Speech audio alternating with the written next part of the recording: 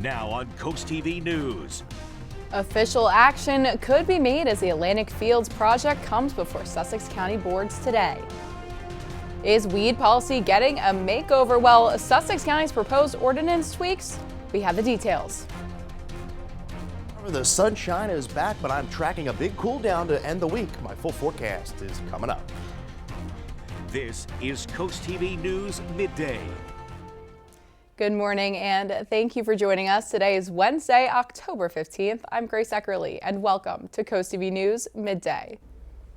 Taking a live look into Rehoboth Beach this morning. This is the view from Boardwalk Plaza Hotel. We are now joined by our first meteorologist, Chris Mastrobono, joining us now for a first look at today's forecast. Good morning, Chris. Hey there, Grace. It is an absolutely gorgeous morning. We don't have that wind-driven mist we had yesterday as we take a live look into Lewis. 64 degrees there. Dew points are in the 50s. It's an absolutely gorgeous morning out there as we make our way down the coast. 64 in Bethany. We're at 65 in Seaford, 65 Salisbury, and 64 in Gumboro. You can see the wind flow out of the north. Gusts right now anywhere from 13 in Millsboro to 18 in Indian River Inlet. And these winds are going to pick up a bit through the afternoon as this cold front advances through the region, and you can see most of the cloud cover is off the coast. The cold front is approaching the area, and behind the front we're actually going to see some pretty chilly air roll in tonight. Temperature wise this afternoon doing pretty nice, right around the 70-degree mark. Those winds, though, are going to be picking up out of the northwest, gusting as high as 25 to 30 miles an hour, and that's going to add to a little autumn chill to round out the week. Temperatures are actually going to struggle to get out of the low 60s for Thursday and Friday. We will see milder air into the weekend, and then our next chance of rain rolls in not until late Sunday through Monday. We'll talk more about that coming up in the full 7-day forecast. Grace. Thanks, Chris. A major proposed development is back in front of Sussex County Planning and Zoning today. Just to give you an idea of the location for what's being called Atlantic Fields, you can look at your screen now. This is at Route 24 and Mulberry Knoll Road. Now, it's the area that's just west of that Walmart on Coastal Highway. And happening today, could a third review by the Sussex County Planning and Zoning Commission lead to some official action?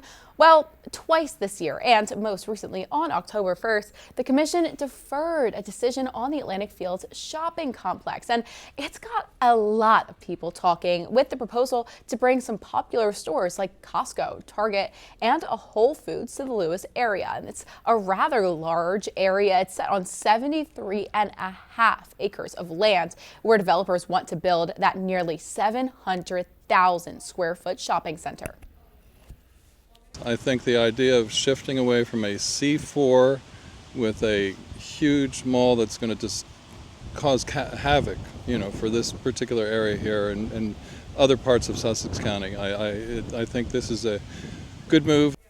In order for the Atlantic Fields Mall to move forward, Sussex County officials would need to approve a zoning change, and that zoning would turn the land from agricultural residential to commercial.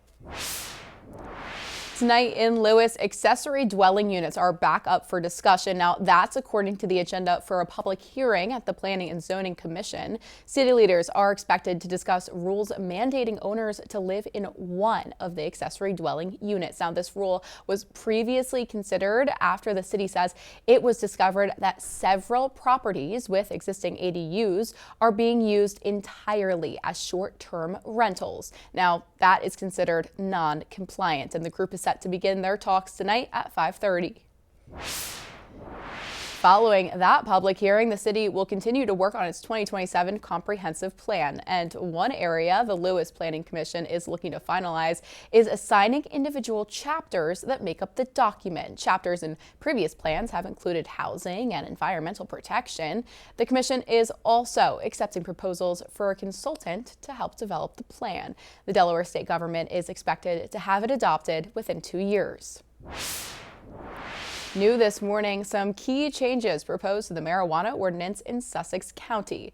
According to the new changes, the required distance of a marijuana retail store and any municipal boundary would go from 3 miles to half a mile. And the stores get categorized as permit use, meaning it only requires an administrative approval process and not have conditions attached to the approval. Those stores must follow Delaware code by operating from 8 a.m. to 1 a.m. and on Sundays from 12 p.m. to 8 p.m. But, however, some Sussex County locals have supported the previous rules. I like the restrictions they have on it so that like high schoolers or middle schoolers can't easily walk to the dispensaries. These changes come after Governor Matt Meyer's office reached out to a Sussex County Council to possibly make the change to zoning marijuana stores. And speaking of weed, Ocean City Police looking for people to smoke some. And no, that's not some sort of trap. It's actually all part of a cannabis green lab, which essentially is a training exercise for law enforcement. Now, the goal is to help the officers spot signs of cannabis impairment during traffic stops and DUI investigations. It's happening Sunday, October 26th from noon to 4 p.m. Those who volunteer, obviously age 21 and older, must bring their own cannabis. About 40 student officers will watch and learn, and we're being told that lunch is included. Coming up next on CoastTV News Midday, DelDOT has some important reminders for you and your loved ones this time of year, and it's all about pedestrian safety. What the agency is saying is crucial to know across the state. Taking a live look into Laurel, beautiful skies there, just a few high cirrus clouds. We're at 64 degrees. It's going to be a gorgeous afternoon as we make a run at the lower 70s. Congratulations to Jane Dittmars, Milford, Delaware. You're the winner of a new umbrella from CoastTV. Coming up, we'll have your latest forecast in minutes. But first, no end in sight for the ongoing government shutdown. What's happening today in Washington? Well, that's after the break. The time is now 11:09, and we are now taking a live look into Washington, D.C. It's day 15 of the government shutdown with no end in sight, with Republicans and Democrats both firmly holding to their party lines. Now, federal employees facing a missed paycheck. They're feeling the pinch and calling on Congress to act. NBC's Alice Barr shows us the real impacts across the county and country and where lawmakers stand with a possible deal. Heading into week 3 of the government shutdown, real-life consequences are growing across the country. From food banks bracing for more clients to a deepening strain on air traffic controllers.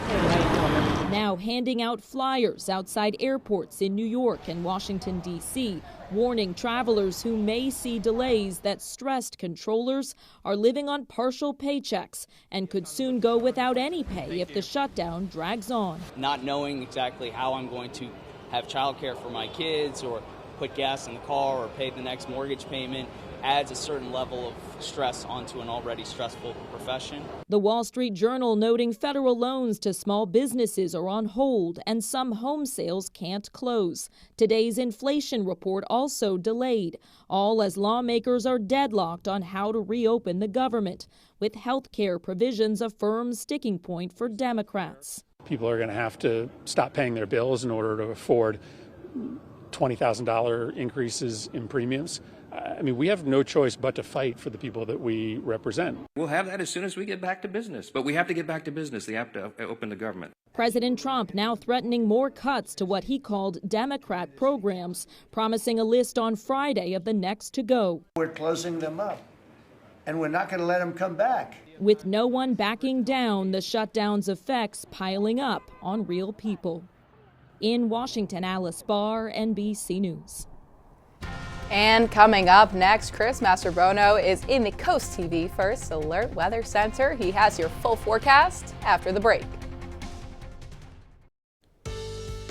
Boy, is it nice to finally see some blue sky out there as we take a live look into Ocean View, the Indian River Bay. Much more quiet than it's been in recent days. We're at 66 degrees there. Winds relatively calm, 58-degree dew point, so it's rather comfortable out there. And we have a cold front that actually it's extending on the northern part of Delmarva, and this is sinking southward, so cool, even cooler, drier air lurks back to the west, and that's going to be moving through tonight. And you can see the cloud deck pushing off the coast. A few high clouds strolling in with the front, but aside from that, it's going to be a dry front. We'll just see some gusts gusty winds pick up through the afternoon and evening. We're at 61 in Lewis, 66 Milton to 64 in Georgetown. Winds right now gusting anywhere between 16 mile an hour there in Seaford, 17 mile an hour Indian River Inlet. We still do have a small craft advisory up through 6 o'clock Thursday off the Delaware coast from Ocean City, Chickateague. That runs through 7 o'clock on Thursday. And then the Bayside, that small craft advisory hanging in there till 6 a.m. on Friday, with winds upwards of 25 to 35 miles an hour. Mostly sunny skies this afternoon as we top out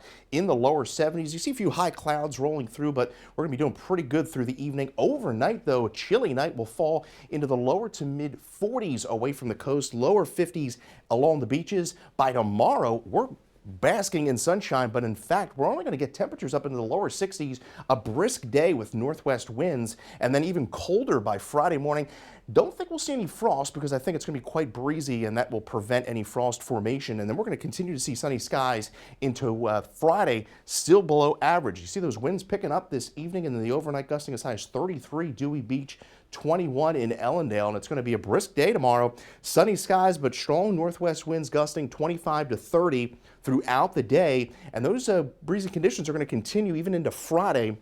That's why I don't think we'll see any frost. If the winds calm with clear skies, we'll see frost, but for now we're going with just a chilly forecast there. As we go into the rest of the week, rain chances remain pretty slim. It's not really until overnight Sunday into Monday where we see those renewed rain chances. We're going to be a little milder, as in fact in the Sunday ahead of this area of low pressure. You can see by Monday morning we see some rain spreading into the area, even around us some potential heavier rain briefly midday Monday. Could even see a rumble of thunder there, all depending upon the timing of this system. And then we clear out Monday afternoon as that system wraps up, pushes to the northeast, and then drier, cooler air works in. 6 to 10 day precip outlook from the Climate Prediction Center shows slightly wetter than normal conditions as we go into the 20th through the 25th. We're at 72 this afternoon, breezy conditions. The breeziness stays with us overnight, clear skies 44. 62 is all we're going to do with sunshine on Thursday, right around that on Friday, starting off in the upper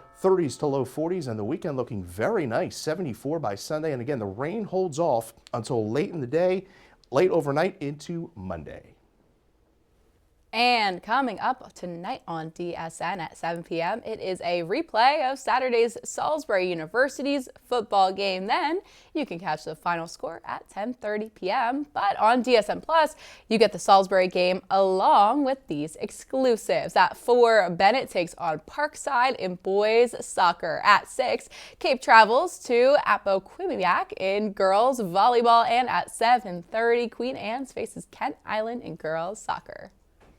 Hope you're having a good day so far, and if you join us today at 4 on Coast Life, here's what's coming your way. I know we're in spooky season right now, but the holiday season will be here before you know it, and maybe you're looking for some great opportunities to give back to the community. Also, cold and flu time is here. Maybe you are looking for your flu shot. We've got some information on how you can do that, and we're going to be chatting some more about ChatGPT, AI, and how it's affecting people's real relationships. All that and more is coming up today at 4 on Coast Life. We'll see you then. DelDOT kicking off a pedestrian safety awareness event this week as October marks Pedestrian Safety Month. Those team members gathered in Dover at the Kenton Road Project, one of many ongoing road improvement projects in Delaware that's aimed at making streets safer for both drivers and pedestrians. Now, DelDOT says the state averages about 30 pedestrian deaths each year, with nearly 1 crash a day. Safety is proactive, and so when you look at it in that realm, pedestrian safety awareness is what that's all about. Trying to make sure that the pedestrian is taking care of themselves, the driver is taking care of themselves, and then each other are working together so that everybody can arrive home safely. Officials say events like this are crucial to raising awareness and improving safety and access for pedestrians across the state. New rules could be coming for bikes and scooters in Ocean City. The council just approved a draft ordinance that would ban most bikes and scooters from sidewalks, except non-motorized bikes for children under 16. Now, motorized bikes and scooters would also be banned from the boardwalks, with only Class 1 scooters being allowed. That final ordinance is expected next week. A heads up to Delmarva drivers after the break, the roadway work you need to be aware of this week across our area. Overnight road work starting this Sunday on southbound US 13 business in Fruitland. Now these crews will be resurfacing the stretch between West College Avenue and Main Street. They're going to be working Sundays through Thursdays from 8 p.m. to 6 a.m. and drivers can expect lane closures and those flagging operations now through late fall. New this morning, drivers in Rehoboth Beach should expect some changes along Route 1 next week as work continues on a major intersection project. Now, according to DelDOT, beginning October 21st, traffic on Route 1, both north and southbound, will shift at Holland Glade Road. Now, the bike and bus lane will also be temporarily closed during this phase. DelDOT says the lane shift will only last about 28 days. And it's a beautiful morning in Cambridge. The sun is shining, skies are blue, 66 degrees, winds out on the northwest at about 10 miles an hour. Plenty of sunshine through the afternoon. It'll turn a bit breezy with the temperature in the low 70s. Get your latest forecast by dialing the First Alert weather phone. We'll have your 10-day forecast right after the break. Yeah, so we're doing pretty good today, Grace. We're looking at mostly sunny skies returning, and it's going to be pretty nice after the dreary weather we've been seeing. As we take a look at the 10-day forecast, we're looking at temperature 72 degrees. Winds will pick up as the cold front pushes through today, and then we're looking at a brisk end of the week. Sunny skies, temperatures in the lower 60s, and the weekend right now looking very nice, dry, and milder, especially by Sunday. We'll push the mid-70s, and the good news is the rain looks like right now going to hold off until overnight Sunday in through Monday. Oh, that sounds beautiful, Chris. Well, thank you, and thank you for joining us here on Coast TV News Midday. If you'd like more local news or weather, you can download our Coast TV News app, and don't forget to join us right back here for Coast TV News at 5 just later this afternoon. And until then, have a great day.